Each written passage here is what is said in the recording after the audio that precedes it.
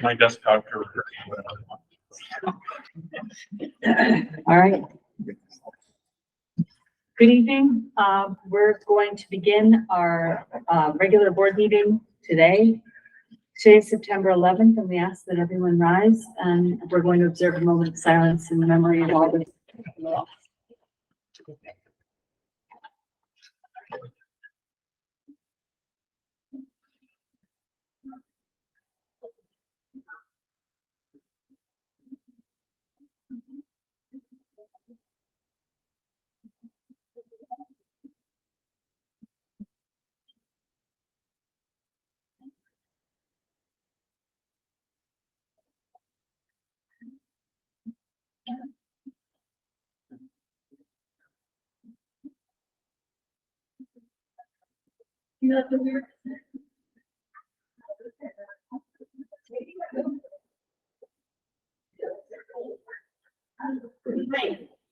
Thank you. We will now move to the Pledge of Allegiance. There's a flag behind you. I pledge allegiance to the flag of the United States of America, and to the republic for which it stands, one nation, under God, indivisible, with liberty and justice for all. Thank you.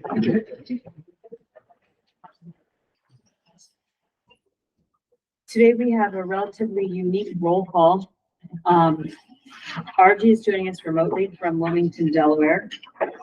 We had a moment where someone rang the doorbell of her room during audit, thinking that someone was joining her remotely as of today, May, but they were not. Paige Lehman is representing Voorheesville right now in the high school gym, so our student board member is not with us currently. She may be able to join us later. Otherwise, all members of the board are present here. We do have, for the good of the order, and I just wanted to take a moment as we start the new school year to say that all are welcome to meetings. There have been changes to the meeting structure over the years, and we used to have principals verbally give the reports that were attached to the agenda. That would sometimes go on for quite some time, and there was actually, we believe, or not sure, there might have been a competition to see who could give the longest report. We no longer require them to attend. They are welcome to, and they have attended over different meetings. But they are no longer required to attend the meetings. Teachers, principals, members of the staff, all community members, all members of the public are very welcome to attend all board meetings that are open meetings. That is not only the law, but it is also the spirit of our meetings. We have also changed the board meetings to re-include a second opportunity for the public to be heard. That is typically a reflective of the meeting type of comment period. It's the end of towards the end of the board meeting. We listen to and look into all questions and concerns. There's an email address. We have added an email address that goes to the full board and to Frank. It's vcsdboe@voorheesville.org. If you have questions or concerns, you're welcome to email them, or our email addresses are on the school website, and you can email us individually. As a group, we tend to share all emails from community members to the whole board so that the board is aware. There are policies to submit complaints and so on, but we do welcome concerns and so on to be reported to us. We encourage a culture of respect, communication, and we're glad to have everyone here listening and the ability to record these meetings so they can be listened to online later. So we welcome not only the people who are present here today, but also anyone who's listening later and would like to listen again and again. Thank you very much. That was just it. And I would also like to say just welcome back to the first meeting of the 2023-2024 school year. So thank you for being here, to all the folks who've been in school, getting ready, and in school for the first day this past Thursday and this very first Monday of the school year. Always an interesting day.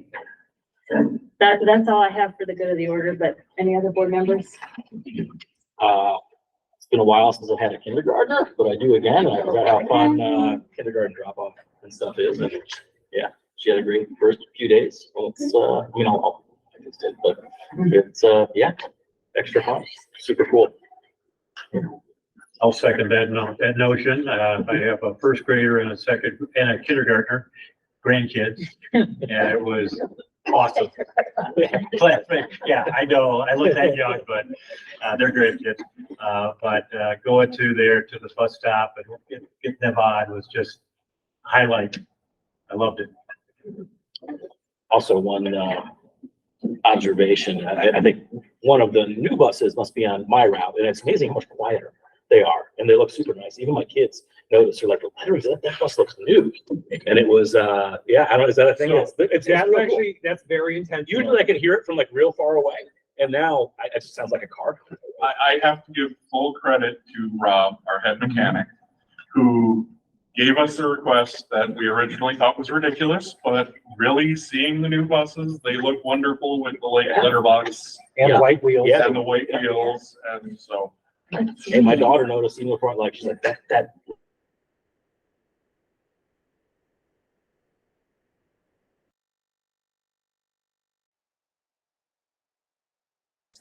Even some of the mechanics are like, yeah, I don't like it. And they, With that, we do have a brief board discussion, well, a board discussion. The New York State School Board Association has a business meeting that is October 16th at 4 p.m. I have not gone to as many of those as Tim has, but I've sat in as a delegate at a number of them. These are meant to determine, the delegates vote on the different topics that NISBA will take on. And there was a question as to who would be the voting delegate this year. And I seem to have lost the race to get my finger to it. Is anyone else interested in this experience? Okay, then, would anyone, I think we make a motion, or? I move that Rachel Gilbert be our delegate to the NISBA business meeting. I might abstain on this. Would anyone like to, are there any thoughts or questions? Thank you for doing that. Yeah, Oh, wait, I haven't been voted Oh, in yet. sorry. Is there any second? I'll second that. All Enjoy. in favor? RG will not be voting. All right, I will say, okay, I will, with good cheer, take on the role of the NISBA delegate and thank NISBA for its actions on behalf of school boards and districts across the state of New York. Thank you, Rachel. Yes, you're welcome. If anyone on board has had the opportunity, there are, I believe, 56 different things up to vote about at that meeting, which typically runs about 4 hours. If anyone would like to review and let me know of their input on the recommendations, please do so before the 16th. With that, we move to the opportunity for the public to be heard. If there are any students, we invite students to the podium first to put them on the podium. Yes. But I don't think there are any students present. So with that, we note that this is the opportunity for the public to be heard. Please come to the podium to address the board if you would like to, stating your name at the outset, and remarks should be limited to 3 minutes. Good evening, Kelly Lendrum, Voorheesville Teachers Association.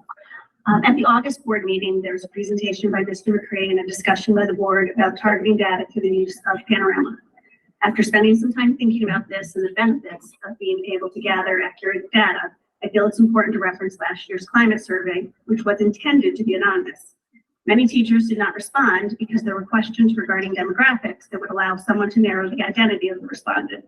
In a district our size, questions asking which building you work in, how many years you worked in the district, and so on, do not protect individual identity. Any survey meant to gather accurate information about employees' feelings about the climate needs to be fully anonymous. I understand that the district did not write these questions or the questions in the survey that are being discussed being used, but they were and will be a deterrent nonetheless.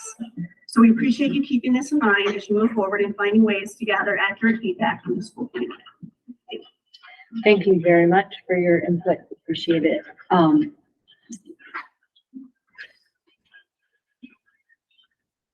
Whichever.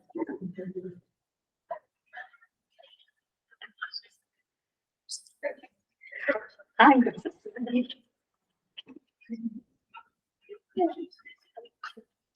Hi, I'm Sabrina Balbuena. I am a parent. I have two children in the district. One is in high school and one is in the elementary school. I just wanted to briefly address, some people have been making comments about some of the turnover of the high school principal. Some of it pretty negative and a lot of speculation, and I'm not going to get into all those things. I really try not to get involved in any of that. I like to come to the people that have power to make changes. I like to think about solutions. So two of my brief thoughts on that, and I don't know if things can be answered or maybe they're just points for consideration. One is a question as far as, are there exit interviews when someone leaves employment here? And if so, what is done with that information? If there's not, what is the reason for that? And again, I don't know if that can be answered at this point. And my other comment is more of a recommendation, is that kind of similar to what Mrs. Lendrum was talking about. I think it is important to get information, to collect anonymous information. So my idea, which maybe has happened in the district, I don't know, is to have some sort of external review process where someone can help gather information about how people feel. And it could be anonymous information. That way, all of the responses are pooled together. You cannot identify any one specific person. But if there are problems happening, we need to know. That way we can find a way to solve these problems.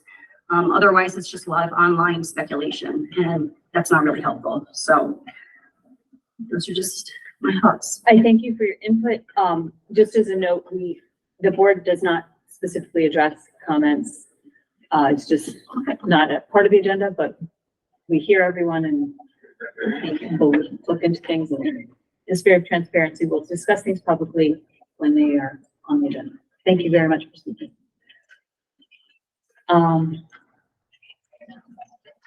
Any other members of the public here who would like to address the board? Okay, thank you for that. With that, we typically move to the student board member report, which is attached to the agenda. Should be. And with Paige is busy right now, so go backwards. With that, we will move directly to Mr. McCready and the superintendent report. Thanks. Paige could be here. She's actually participating in varsity Blackbirds volleyball right now. So we're wishing her and the team the best of luck. Real quick, just before I begin the board, we're not using the Promethean board for a couple reasons. One, RG can be closer and has to be visible for everybody in the room. Also, it is close. The Promethean board set up for a further away kind of demonstration within the classroom. So that is why we have the Apple TV set up. Why RG is now kind of with the board in this area. Anyways, so we're back off to school, and school is off and running. As of today, we have 1,216 students returning or beginning the school year. This includes 22 pre-K program, 551 at the elementary K through 5, 306 at grades 6 through 8, and 337 in grades 9 through 12. So we are continuing to grow. Some of our enrollment numbers are not exactly where we thought they were going to be. Our kindergarten and first grade are lower. They're about 80, 85. So, and that is Jeff Benvio's board report that you'll see. But we are anticipating more growth. Sometimes the growth happens in classes that are already larger to begin with, and we don't have control over some of those during the year. As school is also kicking off, we are also kicking off adult continuing education. So I do kind of want to bring that up. Jenny Auger and Joe Sapienza are building the program. Jenny's doing a fantastic job, really trying to encompass a lot of different ideas. And from mindlessness, athletics, crafts, we even have a cooking class this year. Paul Franchini is running that for the district. So there are a lot of really neat programs that are going to continue to grow. The goal is to get that information out by the end of the week. And everybody should be seeing something. Either Jim's looking at me because something was sprung on him today on that with our mailing house. But we are getting it up on our website. It's going to be sent out through School Messenger, and it will be sent out through our mailing house to all members of our community so they can participate in it. As you may have seen in the U.S. News and New York Times, News Times report, Clay Mountain was ranked #2 in the area. number 95 in the state, and number 882 in the nation. There's 1,376 high schools in New York State. But what's not there is what else is on US News that I think is also important, because without the elementary school and middle school and the supports of the people in school community that are there, you don't get a high school that's that high performing. So out of 2,043 middle schools in New York State, Voorheesville Middle School is ranked 246. That's within the top 10 to 15%. And the reading proficiency rate was tied at 180, number 180 of school districts, and the math proficiency was tied at number 121. So those are like top 10 scores for New York State in those regards. And again, this is all from US News. Voorheesville Elementary School is ranked number 366. That's out of 2,960 public schools in New York State. They tied the reading in the state with number 347 and tied math proficiencies at 155. So these are really impressive numbers. Again, this is US News. These are publicly posted, so you can see them. This is where Penn Uni got their information from, and News Channel 10 and everyone else. But I did want to state those two areas because I know a lot of emphasis has been on the high school, but I did want to share, our successful programs also in the middle and elementary. As opening day, we celebrated our new staff that are coming to the school community. Many are filling the over 12 positions vacated by retirements. So that's last year we had 12 retirements that were coming through. So we got a lot of new staff because of that. We also have newly created positions in our district, such as our elementary dean of students was Kristen Huntsman. So Kristen has taken on that position. Her position is vacant, so we had to fill that position as well. And then we also have the new assistant principal, Brianna Olson, who many of you have met or know. Along with celebrating the staff that we celebrated that were new, we also celebrated some milestones, which we do every year, and that is years of service to the district. We had 5 staff members that celebrated 10 years of service, 8 staff members that celebrated 15, and we do a ceremony where they get a certificate, the principal's handed out, and a pin.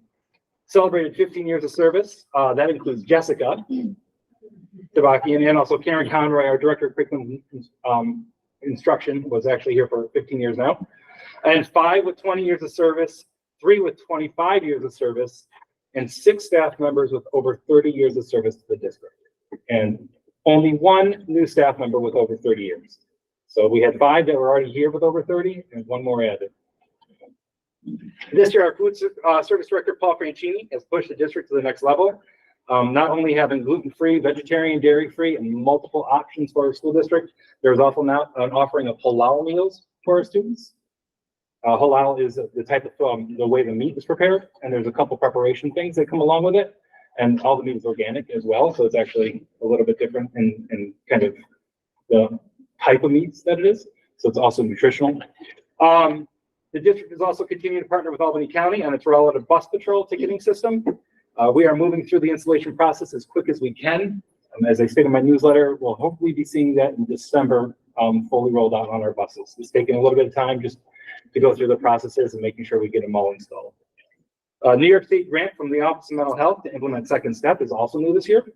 We look to begin the program K-8 in the next few weeks and roll out the staff program over the next 3 years. So there's multiple modules. There's 4 modules in Second Step for adults, and we're going to do a slow rollout of those modules. Will be different for elementary school in comparison to middle school and high school because of other rollouts and initiatives that are happening. We want to balance that. When it comes to student Second Step, more information will be provided at board meetings through our principals. The Wonders Reading Program is being rolled out at the elementary school, and actually, Jeff and Karen did give me a couple talking points today, so I'd like to kind of go over a little bit of what's going on. Please don't ask me any questions because I don't have the answers. So this is from Jeff and Karen. I only have brief overviews, but I can get answers if you want questions, if you have any. So teachers begin using the Wonder materials this week, although there might be a grade that might be starting next week as a slow rollout. They started phonics, but letting them ease into it, is what Karen said. Letters to families will probably go out at the end of this week. They've gotten some information from Wonder, so they are going to be sharing some of that along with the web resources, but we're waiting on the web resources to make sure that first the staff and everybody knows how to utilize them and the best way to communicate. So that will be out later, but they do have a letter that's going to be going out at the end of this week. The program provides something called the Smart Start. So the lessons and information in Smart Start provide an introduction to the key instructional routines. It sets your year up for literary success. So these things happen about over 3 to 4 weeks. 3 weeks for the first one, and then the other grades, K1 is 3 weeks. The other grades, it's woven into the first rollout. Karen and Jeff also said teachers use the foundational skills, phonics, phonemic awareness, and daily lessons. That's about 10 to 30 minutes. But the biggest priority is going to be the tech specs. And there's a lot of resources that go along with this, but really that is the number one thing that has to be done. And then other stuff is going to kind of be rolling out as we go. Assessment, we're not going to start using Wonder's diagnostic screening tools at this time. They're going to continue with what we're currently using. So that's star reading and Dibbles, Fontes, and Pinnell on occasion, but not as a benchmark tool. So the benchmark tools that come along with Wonders, we're not rolling those out right away. There is an end of unit summary assessment that they talked about over the summer. Doing the assessment with students together, teachers thought about, but not necessarily as an individual assessment. It's still things that need to be decided and worked out that the principal and Karen are going to be figuring out as they move forward. PD, the first coach visit is scheduled to come September 20th and 21st. And they're working on a schedule about how it's going to work right now. But again, this is still a little bit of a work in progress. So, but I did want to share, again, we're only in 3 days in the school, or 4 days at this point. So, but I do want to give a little update of where they are with this. All right. So, If I had questions, who should I talk to? me, you can shoot them to me. Yeah. Or you can ask questions now and I can write them down and get answers for you. So, I've been more than happy to get them. And also Robin probably would be a great person to have questions for curriculum committee. And then they can be addressed at that meeting as well. So that probably is a better idea. Do that. Yes. Thank you. Because then it's all public. And Frank, did you say, I'm sorry, September 20th and 21st is when the Wonders coach is coming? I believe I did, yes. Yep, I did. Okay. You mentioned increasing enrollment at the beginning, like during the school year. Is that what you're referencing? Like sometimes we get more. Yeah, so for example, we have a student come in on Tuesday. Yeah. So, so new enrollments come in all the time. And we're going to always anticipate new enrollments. Last year we were getting, by December we had 10 new students in some grade levels. So it does happen where we get influxes of students. We don't choose the grade level though, unfortunately. So if we have a class that has 80, we can handle 5. If we have a class that has 115 already, then, you've already kind of maxed out your classrooms. You have the ability. That does make it a little bit more difficult. We do our very best. Some school districts are dealing with migrants coming in and where they have another 200 students that are coming to the district. Like all good school districts, they find a way, right, to be able to meet the needs of our students. So we always will do that. Do you know on average, does new enrollment in and any attrition out tend to match up? Or I know this happened over the summer, it happened to match up like exactly. Sometimes it matches up. 15 new and 15 out. But sometimes it matches up. Sometimes it does not. It really is. There's no rhyme or reason to it. okay, thank you. You're welcome. So we're working on having the speed zone change on Altamont School Road. So that's the one side of the elementary school. One side, in Baby 5A, there is a speed change. On the other side, there is not. It's kind of interesting. So it doesn't have the slow down change, if you ever notice that. Yeah. So a community member is actually working with me to do that, and they've actually helped get some of the people that I need to contact with, so they've been very, very helpful. So currently now DOT is working on that. They're evaluating it. But with the new sidewalks going in, the amphitheater eventually going in over there, but that is still the same speed limit as it is all the way down. So it doesn't change to that 20 mile an hour, nor is there any signs. This is over by the fire department on that Correct, side. Yeah. Okay. Yep, and there's no, but on the other side of that peninsula, there is. So we're working on changing that. Yeah. But DOT is now evaluating it. So as they said, they're looking into it and they're going through it. It will take some time, but I do believe this is going to be a priority. As was mentioned tonight, we are actually moving over to the Panorama survey systems. This is a multi-school that's used across multiple states. Rhode Island, as I stated once before, utilizes it across the full state. It does have components that we have to look into to make sure that there is, anonymity in the voting. So that's something that we talked about already. That is a bigger sell of Panorama. Again, asking a lot of questions about it because we literally signed the paperwork yesterday or Friday, right, Jim? Right. Yeah, so we have a kickoff meeting for the district. It's going to take us some time to be able to formulate plans, work with them. Also, it's a third-party vendor. So the nice thing about a third-party vendor is that they're going to help us be able to craft a way to be able to get the most out of our surveys and be able to meet the most people. So as some of the comments that were made, this really does kind of hit some of the things that we were talking about already. I know you can't answer a question, but as you talk to others who are putting this panorama together, in order to protect anonymity, and maybe it's already built in, but if I just don't answer the question of how long I've worked here, or how long I've lived here, or what my discipline is that I teach, am I not able to continue on with the survey? I don't believe those are going to be even in the questions. Probably not, Yeah. but, I'm just saying, I mean, even with the last one we did, which we all agreed was probably not the best survey, but if you just avoided answering those questions, could you continue on? I'll find out. Doesn't matter about the last one, Mhm. but I am interested in the anonymity of panorama, Yeah, how absolutely. it's going to be embedded in there. Absolutely. Great, Rachel, did you have a question? No, just people can ask questions. This might not have answered. Okay. Yeah. You can ask me the question, I can find out, but I won't have all. No, the I answers. understand. Yeah. Especially on panorama, which Jim and I are still working through it. So we are moving forward with birds, and that is be inclusive, responsible, determined, and strong. I do want to share, I did share this with the shared decision-making committee for the district. There has been some changes in it. Here we go. But I wanted to, oh, I'm so sorry that happened. I don't know why I just opened Zoom. I want to apologize for that. Sorry, RG, that I took your face off. There we go. And here we go, back again. So there it is. So there's a couple options that we can look at. So the shared decision committee is still going to be looking into it. But one of the neat ideas is they use the birds here. We were thinking we might be able to use both of these, depending on the need or use of them. There were periods, there were some questions about having them or not having them in the birds.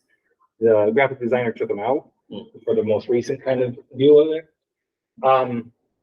Again, I don't truly love this, and the shared decision-making groups are going to look at this a lot more, but this is the first kind of idea of the logo itself, and I kind of wanted to share it. Any initial thoughts?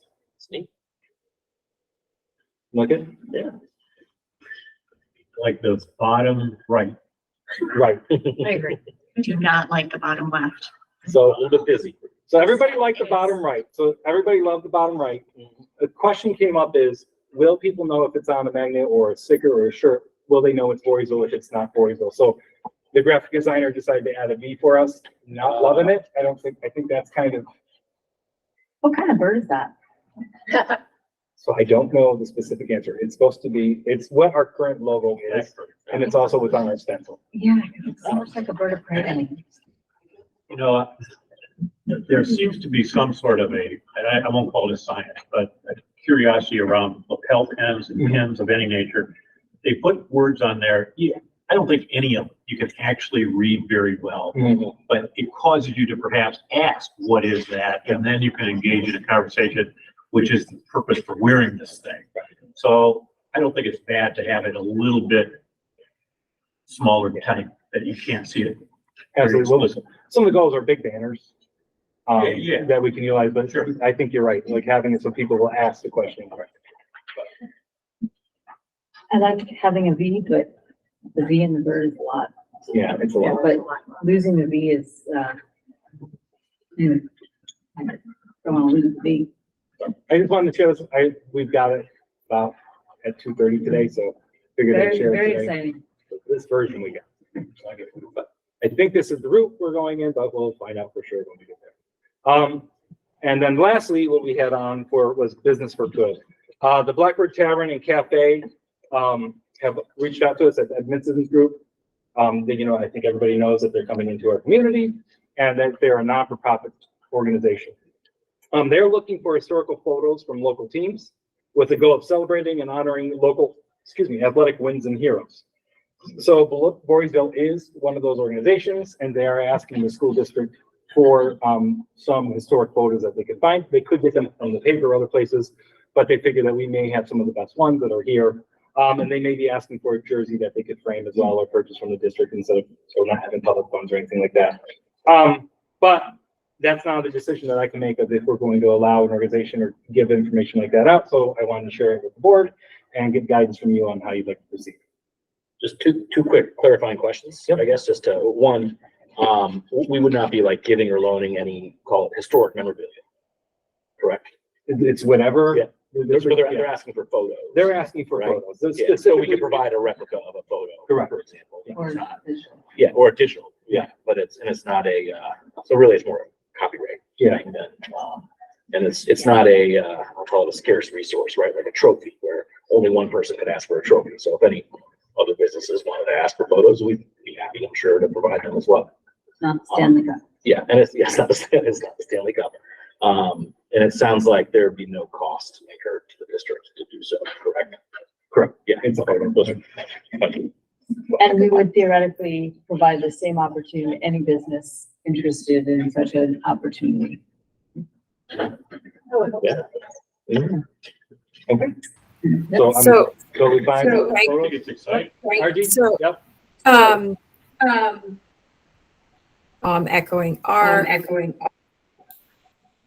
high school, what are they called? Yearbooks available in the library? And are they copyright protected? I don't believe they're copyright protected. Technically, yes, but we can release the copyright. Thank you, Jim. Because that would be one source of the same type of material where it wouldn't come from the district. If we didn't want to provide it, I'm not saying one way or the other. That would be one question I would have. And The then district another also- question. Go ahead, Frank. The district office has multiple yearbooks spanning back to like the 1940s. Okay, and then another question is when you guys will remember the old recovery room in Guilderland that had Voorheesville, Jersey, and memorabilia up. I'm curious if Joe or Sapienza or somebody else recalls how that happened. What did we do then? I'll ask Joe. I don't think that's not a conversation we've had. Okay. When did that open? Recovery room? Yeah, it wasn't that long ago that it opened and then closed, right? Wasn't it? In Troy? The one in Hill. That was probably It was open years ago. 10 years ago. It's honestly. been that long? Maybe Yeah. not that long, but It's a while been back. for a long The time. one that's now juniors. Correct. Our council did, the one thing council mentioned was just the ability to give out that information if there was anybody who would not want their information given. That was the concern. But I think that's a conversation that, you know, if you feel that that's okay because we have them in yearbooks and we can share that, then it's appropriate. But that was just a release kind of information because we have students now that sign releases or parents say that, no, we don't want their photo shared. Can we vouch for that for somebody from 30 years ago? So again, I am not a lawyer, but that is what council kind of shared with us to think about as we're talking about. On a longer term relationship with Ed Mitson and his, you know, he's owner of Fingerprint, huge marketing operation worldwide. And they could be a really great partner asset for us. We should make sure we do everything we can to, as long as it's something we're in agreement about, to work with them, because I think they could be very valuable to us. I think this is a golden opportunity to get started, but there may be other things that he could help us with on other projects that we're involved in. Has Frank, has he, just one more question. Has Mr. Mixon like prepared a copyright analysis for us on whether the use of a photo or something like that would be fair use? I mean, there's. I can ask them. We're having conversations now with their marketing teams. So that's something that we can easily do just to clarify it. Yeah, I wonder if they've gotten an opinion letter or anything like that that they could share with us.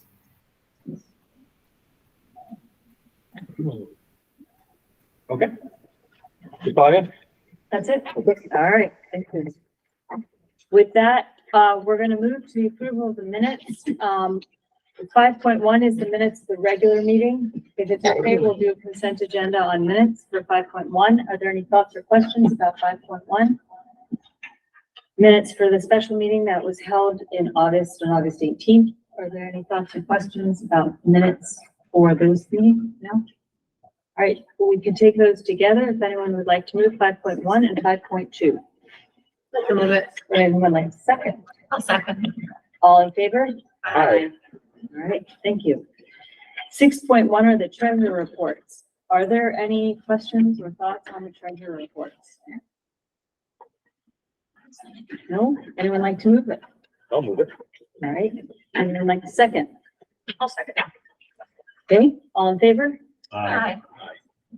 All right, 6.2, although it is numbered 5 throughout, it is 6.2 all the way down to 6.2.21. Those are personnel items. Thank you, for all the people who are ready to join the district. And would anyone have any questions or thoughts about this? All right, anyone like to move all of the 6.2 personnel items? I'll move it. Anyone want a second? I'll second. All in favor? Aye. With that, we move to 6.3, CSE recommendations. Any thoughts or questions on those? Any other discussion? No? Anyone like to move them? Move this, 6.3. I'll move them. Anyone like to second? I'll second it. Thank you. All in favor? Aye. Okay. 6.4, substitute teacher appointments. We're always appreciative if anyone would like to be a substitute teacher. Does anyone have any thoughts or questions about the 6.4 potential substitute teacher appointments? No. All right. Anyone like to move that? I can move it. Anyone want a second? I'll second. Thank you. All in favor? Aye. Okay, we have a resolution to approve the resolution, addendum for Mr. McCree. Would anyone have any questions or thoughts? No? All right, would anyone like to move it? I move it. Second? I'll second it. Thank you both. All in favor? Aye. All right. With that, we move to all of our old business. We have an audit committee meeting. RG, could you take us back in time about 40 minutes, please? And an hour and 10 minutes to the start of the audit committee. Sure, you got it. Thanks, Rachel. We went through our regular agenda items, including reviewing minutes from our June meeting. We walked through the claims auditor reports. There were only 3 exceptions, all minor, 2 from the prior fiscal year and 1 for the current fiscal year. Jim also talked us through the current function level status document that he prepares for us each month. It includes a summary of the prior 5 fiscal years, as well as what we've budgeted and then what we've actually incurred and encumbered for the current fiscal year. Per usual, Jim has kept us right on track in terms of our budgeting and spending, and that's very much appreciated. We also talked through our school lunch fund profit and loss for May and June, and we ended the fiscal year under $8,000 in the red, so 7,000 and change in the red, which was really remarkable. We did have a one-time expenditure for some new equipment, and for the most part, that was covered by the addition of some one-time federal funds. So overall, a really great year, and some of those other sales that we see in the cafeteria were really propping up those numbers, which is good news. We also continued a discussion that we had in our last board meeting about our reserves and what can be moved and expended in different types of reserve funds. And there's a document that presents a nice summary of that will be posted publicly on the web with the meeting materials. And then the last thing was we talked through some agenda items for future audit committee meetings.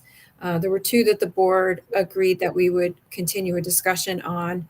The first one had to do with Title IX and really making an effort to educate ourselves on what Title IX requires. And not just limiting that to athletic funding, which is where it tends to come up the most, but making sure that before we engage in any discussions about funding for athletics or any other extracurricular type activities, that we've at least have a foundation of knowledge about what Title IX requires. So that's something that we'll pursue this year. And then the second issue had to do with what is an appropriate district expense versus a booster club expense for athletic spending. There have been a number of questions over the time that I've been on the board that have come up in terms of who paid for what, and whether that's appropriate as a district expense or something that the district could not appropriately fund. So we want to continue that conversation as well in future meetings. And if anyone thinks of any other potential topics, please send me a note or reach out, and we can consider them. And that's it. All right, next meeting is November 6th. Thank you very much for that overview. With that, curriculum committee, Robin, you are the new chair of the curriculum committee. I am. We have not met yet for the school year. Our first meeting will be Tuesday, September 6th. So I will have things to report at the next. Tuesday, September 6th. Yes. October 26. No. 26. 26. 5 years ago back. Yeah. Yeah, time, yeah. Time. Yes, September 26th. It's been a lot. Okay, thank you. Sorry, I was confused. That's okay. Yes. And with that, we move to facilities committee. We have not met, but we meet tomorrow at 4:30. Excellent. All right. And policy committee. We meet on the 21st of September, All right. but we still have a big list of things to get to from last year, so I'll work with Frank to see which ones to resurface to jump on. Start on the 20th. You're gonna try and keep it to 2 hours, or We're definitely gonna do 1 hour meeting. fabulous? Well, thank you all for your participation in these committees. It's a valuable service to the district. The policy meetings are approximately 2 hours long, and they're also available on YouTube, and always worth a watch and a listen. As are the other committee meetings, but they're typically not 2 hours. Awesome. With that, we move to other business. 8.1, the opportunity for the public to be heard. This is the second opportunity to be heard. We do have a student in the audience, I am aware, and we always offer students first. If anyone would like to come forward, or not, that's okay. Are there any other members of the public? Sorry about that. Are there any other members of the public who would like to be heard at this time? All right. With that, 8.2, opportunity for the board to be heard. Does anyone on the board have anything to speak to or about? Okay. With that, the board meeting is actually October 2nd. That is coming up in a few weeks, and hopefully y'all join us for that. And we are planning an executive session, which means we will vote to depart for that, and then we will collectively, the board will be meeting in Mr. McCree's office. From there, we will adjourn at the conclusion of the executive session. We'll adjourn the executive session, and then we will open the door, and then we will adjourn the regular session, and we will not come back into the LGI because it will be too late. Any time past 8 o'clock is too late in my mind, so I'm not suggesting anything about the length of the executive session. So with that, would anyone like to move us into adjourn this part, and we will move to executive session? I will move it. Second? I will second. All in favor? Aye. Thank you all for being here. Have a beautiful night. If